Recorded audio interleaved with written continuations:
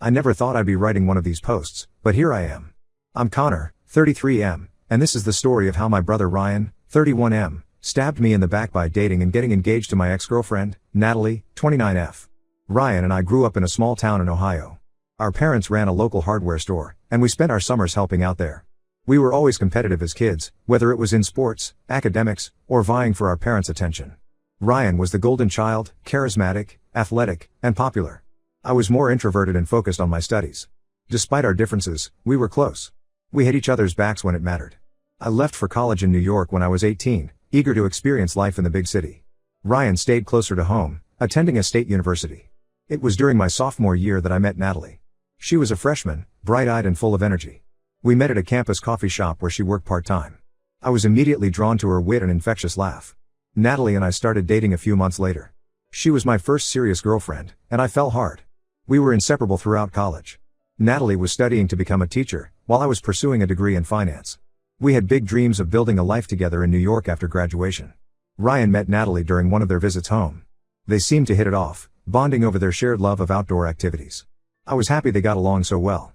Little did I know how that friendship would evolve.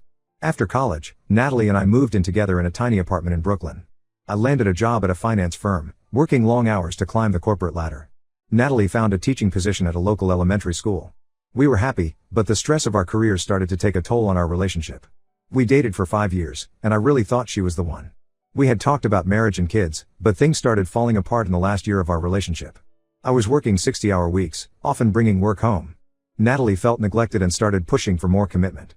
She wanted to get married and start trying for a baby, but I wasn't ready. I wanted to focus on my career and wasn't prepared to settle down. The breaking point came when I missed Natalie's 25th birthday dinner because of a last-minute work emergency. She was devastated, and I realized I had been taking her for granted. We had a long, painful conversation and decided to end things. It was mutual, but that didn't make it hurt any less. After the breakup, I threw myself even deeper into work. I didn't date much, still nursing my broken heart. Ryan was surprisingly supportive during this time. He'd often come visit me in the city, dragging me out to bars or sports games to cheer me up. I appreciated having my brother there for me, even if we didn't always see eye to eye. Fast forward to 6 months ago. I had finally started to feel like myself again. I decided to get back into dating and met a great girl named Rachel, 30F, through a work colleague. Rachel works in marketing and shares my love for obscure indie films. Things were going well, and I was finally feeling happy again. That's when the bomb dropped. I found out through a mutual friend, Mike, that Ryan and Natalie had been secretly dating for the past year. Mike let it slip during a phone call, assuming I already knew. I was shocked and felt utterly betrayed. When I confronted Ryan, he admitted it was true but claimed they hadn't planned it. They just fell in love after running into each other at a coffee shop in our hometown. I was furious. Of all the women in the world, why did my brother have to date my ex? And why did they keep it a secret for so long? Ryan tried to apologize, saying he didn't want to hurt me, but I couldn't believe a word he said. All I could think about was how many times he had visited me in New York, pretending to be supportive while secretly dating Natalie behind my back. The situation got even worse last week when I learned that Ryan had proposed to Natalie during a hike in the Adirondacks, a place Natalie and I had always talked about visiting together. She said yes. They're planning a big wedding for next summer and, to add insult to injury, they want me to be the best man. Are they out of their minds? I feel like I'm living in a bad soap opera. My parents are thrilled about the engagement and don't understand why I'm so upset. They keep telling me to get over it and be happy for Ryan and Natalie. But how can I when I feel so betrayed? My mom even had the audacity to suggest that this was meant to be and that Natalie was always meant to be part of our family, just not as my wife. Rachel has been supportive, but I can tell this drama is putting a strain on our new relationship. She's trying to understand, but she's never been in a situation like this before. I don't want to lose her over this, but I'm having trouble focusing on anything else. Every time we go out, I'm paranoid that we'll run into Ryan and Natalie. I've been avoiding Ryan and Natalie's calls and texts. I don't know what to say to them. Part of me wants to cut them both out of my life completely, but another part feels guilty about potentially ruining my relationship with my brother forever. We've always been there for each other, despite our differences. Can I really throw away a lifetime of brotherhood over this? To make matters more complicated, our younger sister, Emily, 27F, is getting married in 3 months. She's devastated by the rift between Ryan and me and is begging us to make peace before her wedding. I don't want to ruin her special day, but I don't know if I can pretend everything is okay for the sake of family harmony. I'm lost and could really use some advice on how to handle this mess. Am I overreacting? Should I just suck it up and accept their relationship? Or am I justified in feeling betrayed and wanting nothing to do with them? How do I navigate family events and holidays? And most importantly, how do I move forward without letting the situation poison my new relationship with Rachel? Update 1. It's been a few weeks since my last post, and things have only gotten more complicated. I appreciate all the advice and support from everyone who commented. Your perspectives have given me a lot to think about. After much consideration, I decided to meet with Ryan to hear him out. We met at a neutral location, a park near our childhood home where we used to play baseball as kids. It felt strange to be back there, surrounded by memories of simpler times. Ryan tried to explain his side of things, saying he and Natalie reconnected by chance when she moved back to our hometown after a tough year teaching in an inner-city school. He claimed their feelings developed naturally as they bonded over shared experiences and hometown nostalgia. Ryan swore they never cheated while Natalie and I were together, and that they only started dating months after our breakup. I wanted to believe him, but something felt off. When I pressed for more details about how their relationship started, Ryan got defensive and his story seemed inconsistent. He couldn't give me a straight answer about why they kept it secret for so long. He mumbled something about not wanting to hurt me, but it rang hollow. The conversation quickly turned heated. I accused Ryan of always being jealous of me and going after Natalie to one-up me, just like he did with everything when we were kids. I brought up how he'd always tried to outdo me in sports, academics, and even in our parents' eyes. Ryan fired back, calling me selfish and saying I never truly appreciated Natalie. He accused me of taking her for granted and said I was just upset because I couldn't stand to see her happy with someone else. We both said some harsh things we can't take back. Just as things were calming down, Natalie showed up unexpectedly. Apparently, Ryan had texted her to come for support. Seeing them together made my blood boil. Natalie tried to smooth things over, saying she never meant to hurt me and that her feelings for Ryan took her by surprise. But all I could think about was how many times she must have lied to me during our relationship. I couldn't stand to look at either of them. I left abruptly, ignoring their pleas to talk it out. As I walked away, I heard Natalie burst into tears and Ryan comforting her. It made me feel sick. The next day, my parents called to berate me for being unreasonable with Ryan and Natalie. They're fully on Team Ryan and think I should just get over it. My mom even suggested I give a toast at their engagement party next month. I told her that would never happen. She started crying, saying I was tearing the family apart.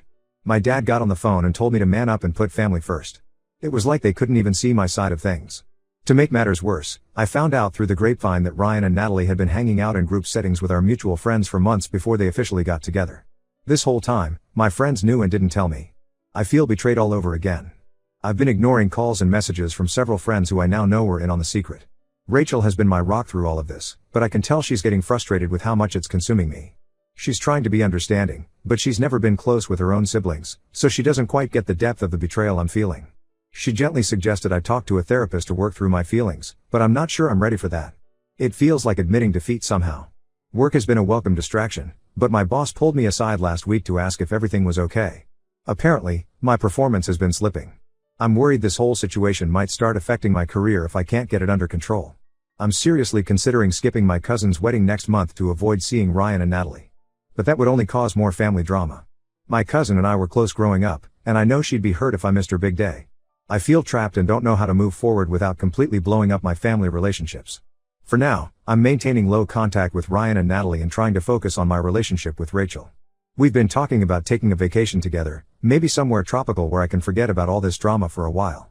But the anger and hurt are still very raw. I don't know if I'll ever be able to forgive this betrayal. To complicate things further, Natalie reached out to me directly last week. She sent a long email explaining her side of the story and asking to meet in person to clear the air. Part of me wants to hear her out, but another part is afraid of what I might learn. What if she tells me she had feelings for Ryan all along, even when we were together? I'm not sure I could handle that. As the days go by, I find myself replaying memories of my relationship with Natalie, wondering if there were signs I missed. Was she really happy with me? Did she ever truly love me, or was I just a placeholder until my brother came along? These thoughts keep me up at night. I'm trying to take things one day at a time, but it's hard when every family gathering and social event feels like a potential minefield. How do I move forward from here? Update 2. Things have taken an unexpected turn, and I'm still processing everything that's happened. Last weekend was my cousin's wedding, the one I was considering skipping. In the end, I decided to go, mainly to support Rachel who had been looking forward to it. I planned to avoid Ryan and Natalie as much as possible.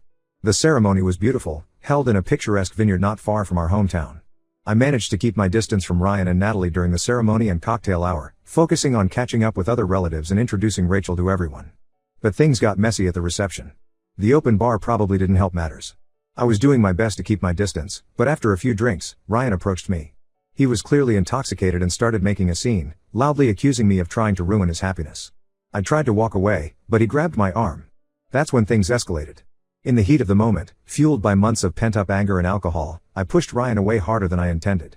He stumbled backward and knocked over a table, causing glasses to shatter. The whole room went silent. Our parents rushed over, along with Natalie.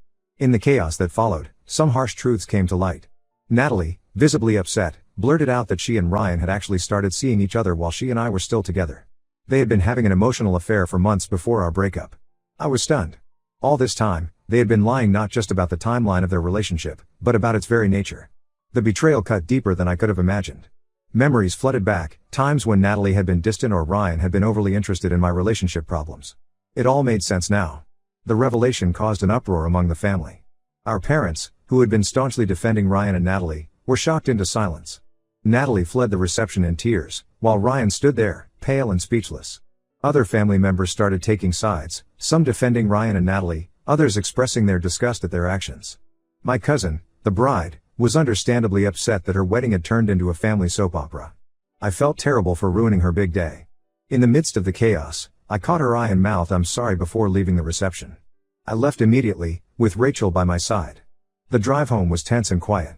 I could tell Rachel was processing everything too. When we got home, we had a long, difficult conversation. Rachel admitted that the ongoing drama was taking a toll on her and our relationship.